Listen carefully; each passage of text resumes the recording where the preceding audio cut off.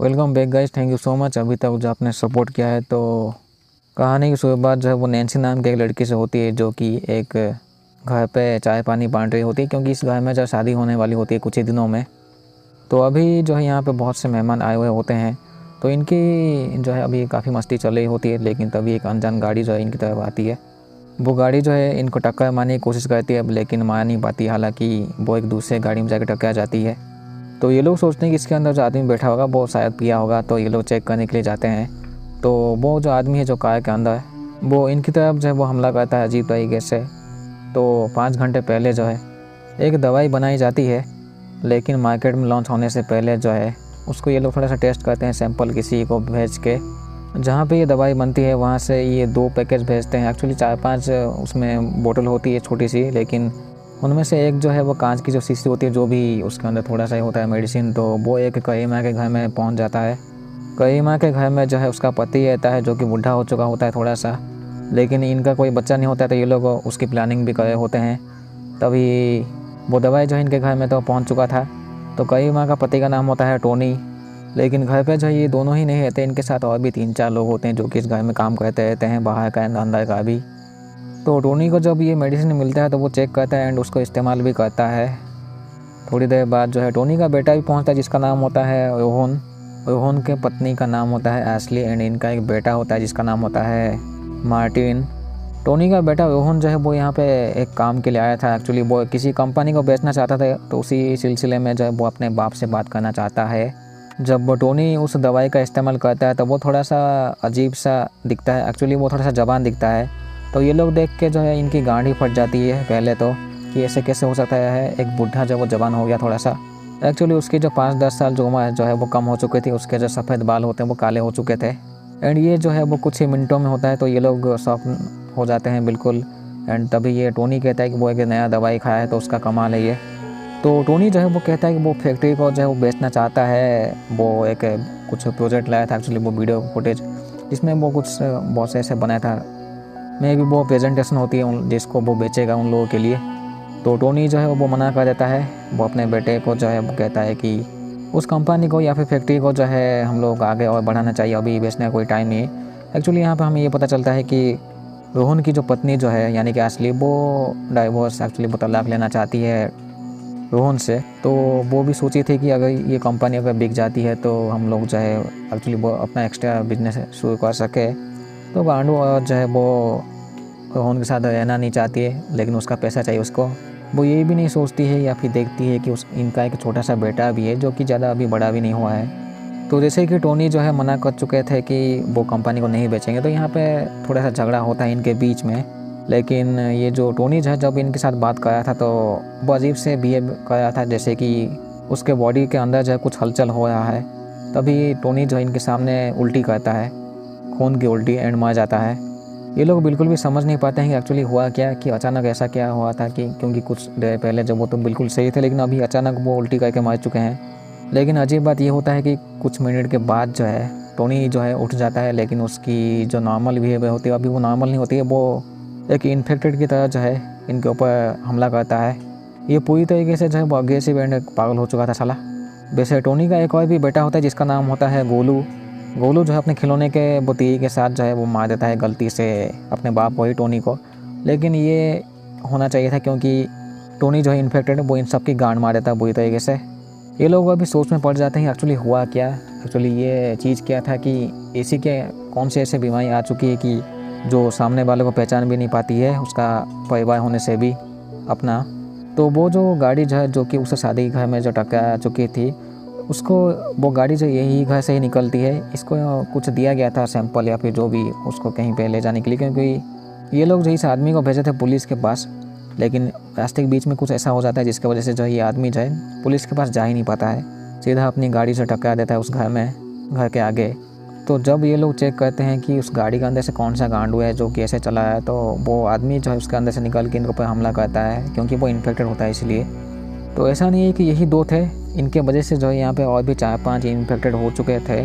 लेकिन जब थोड़ी सी बारिश होती है तो पता नहीं ये लोग ऐसे खड़े हो जाते हैं चुपचाप, एंड उस टाइम जो है ये लोग किसी के ऊपर हमला नहीं करते हैं।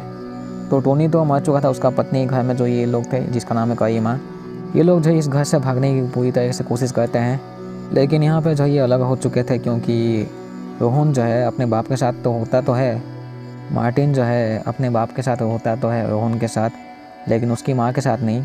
उसकी माँ अलग हो चुकी थी। उसकी माँ जो है गोलू के साथ होती है, जो कि उसका भाई होता है। अभी जो है पूरे गांव में जो है ये सब लोग जो है पागल हो चुके थे, जो कि एक दूसरे की गांड मारे थे। जो भी इनको मिलता था उसी को ही खाते थे साले।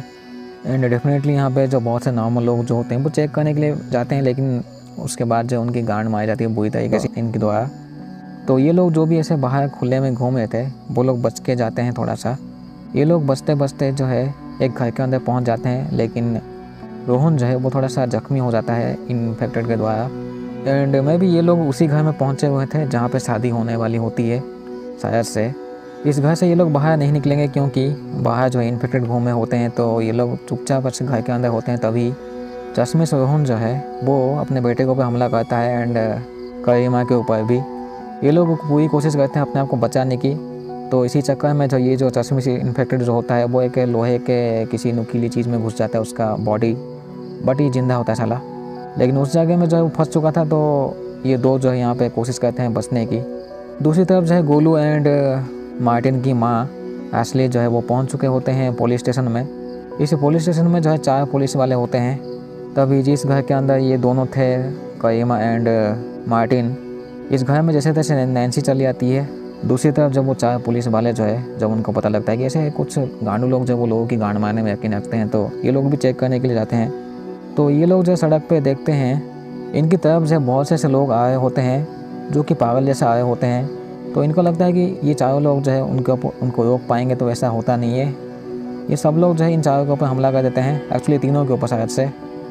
ठुकाई खाने के बाद जो है एक ही पुलिस वाला पुलिस स्टेशन के अंदर आता है, जिसको कि आना ही नहीं चाहिए था, लेकिन वो तब भी आता है, क्योंकि उसे ये नहीं पता होता है कि वो भी इनकी तरफ बन जाएगा। एंड इसको जो चोट लगी हुई होती है वो उनकी तरफ से ही लगी हुई होती है। यहाँ पे एक पुलिस वाला होता है जिसका नाम होता है जॉन।